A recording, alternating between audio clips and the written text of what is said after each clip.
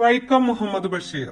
ബേപ്പൂർ സുൽത്താൻ എന്ന അപരനാമത്തിൽ അറിയപ്പെടുന്ന വൈക്കം മുഹമ്മദ് ബഷീർ 1908 ജനുവരി 21 കോട്ടയം ജില്ലയിലെ തലയോലപ്പറമ്പിലാണ് ജനിച്ചത്.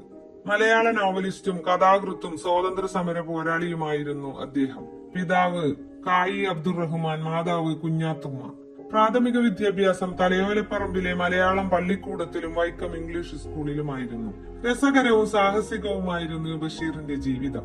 സ്കൂൾ പഠനകാലത്ത് കേരളത്തിലെത്തിയ ഗാന്ധിജിയെ കാണാൻ വീട്ടിൽ നിന്നും ഒളിച്ചോടിയതാണ് ബഷീറിന്റെ ജീവിതത്തിൽ വഴിത്തിരിവായത്. കാൽനടയായി എറണാകുളത്ത് ചെന്ന് കാളവണ്ടി കയറി കോഴിക്കോടെത്തിയ ബഷീർ സ്വാതന്ത്ര്യ സമര രംഗത്തേക്ക് എടുത്തു ചാടി. ഗാന്ധിജിയെ തൊട്ടു എന്ന് പിൽക്കാലത്ത് അദ്ദേഹം അഭിമാനത്തോടെ പരാമർശിച്ചിട്ടുണ്ട്. 1930 കോഴിക്കോട് ഉപ്പു സത്യാഗ്രഹത്തിൽ പങ്കെടുത്തതിന്റെ പേരിൽ ജയിലിലായിട്ടുമുണ്ട്.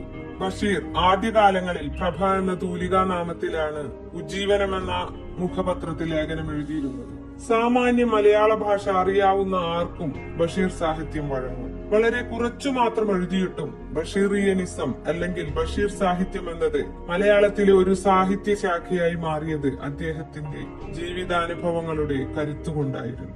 ഹാസ്യം കൊണ്ട് അദ്ദേഹം വായനക്കാരെ ചിരിപ്പിച്ചു, കൂടെ കരയിപ്പിക്കുകയും ചെയ്തു. സമൂഹത്തിന്റെ അടിത്തട്ടിൽ ജീവിക്കുന്ന മനുഷ്യരുടെ കഥകൾ അദ്ദേഹം പറഞ്ഞപ്പോൾ ജീവസുറ്റതായി. അദ്ദേഹത്തിന്റെ പ്രധാന കൃതികൾ പ്രേമലേഖനം, ബാല്യകാല സഖി, ഇന്റുപ്പാപ്പാക്കൊരാനണ്ടാർന്നു, ആനവാരിയും പൊൻകുരിശും, പാത്തുമ്മയുടെ ആട്, മതിലുകൾ, ഭൂമിയുടെ അവകാശികൾ, അനുരാഗത്തിന്റെ ദിനങ്ങൾ, സ്ഥലത്തെ പ്രധാന ദിവ്യൻ, വിശ്വവിഖ്യാതമായ മൂക്ക് എന്നിവയാണ്. ബഷീറിന്റെ നീലവെളിച്ചം എന്ന മൂലകഥയുടെ ചലച്ചിത്രാവിഷ്കാരമാണ് ഭാർഗവീ നിലയം. മതിലുകൾ, ബാല്യകാല സഖി എന്ന കൃതികളും ചലച്ചിത്രമായി ആവിഷ്കരിച്ചിട്ടുണ്ട്. 30ഓളം ഗ്രന്ഥങ്ങളുടെ കർത്താവാണ് ബഷീർ. അദ്ദേഹത്തിന്റെ ബാല്യകാല സഖി, പാത്തുമ്മയുടെ ആട്, എന്റുപ്പാപ്പാക്കൊരാനണ്ടാർന്നു എന്നീ കൃതികൾ നിരവധി വിദേശ ഭാഷകളിലേക്കും വിവിധ ഇന്ത്യൻ ഭാഷകളിലേക്കും തർജ്ജിമ ചെയ്ത് പ്രസിദ്ധീകരിച്ചിട്ടുണ്ട്.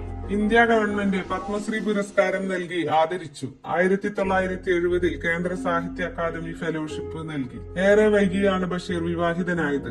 50-ാം വയസ്സിൽ ഭാര്യ ഫാത്തിമ ബീവി എന്ന ഫാബി ബഷീർ തന്റെ കഥാപാത്രങ്ങളിലൂടെ ജനലക്ഷങ്ങളെ ആസ്വാദനത്തിന്റെ പരകോടിയിലെത്തിച്ചിട്ട് 1994 ജൂലൈ 5 ആ ഇമ്മിണി വലിയ കലാകാരൻ യാത്രയായി. ചക്രവാളത്തിന്റെ അങ്ങേക്കരയിലെ സ്വപ്നലോകത്തിലെ സുൽത്താനാകാൻ. രാജാക്കന്മാരുടെയും നാടുവാഴികളുടെയും ഉന്നത ജാതിക്കാരുടെയും കഥകൾ മാത്രം കേട്ട് രസിച്ചിരുന്ന മലയാളികളെ, മലയാളത്തിൽ അന്ന് വരെ നിലനിന്നിരുന്ന സാഹിത്യ സങ്കല്പങ്ങളെ തകിടം മറിച്ച് നവോത്ഥാനത്തിന്റെ വലിയ അലകൾ നമ്മിൽ കൊണ്ടെത്തിച്ച ബഷീർ എന്ന വലിയ കഥാകാരന്റെ മരിക്കാത്ത ഓർമ്മകൾ മങ്ങാതെ മായാതെ ഓരോ മലയാളിയുടെയും മനസ്സിൽ ഇന്നും നിലനിൽക്കും.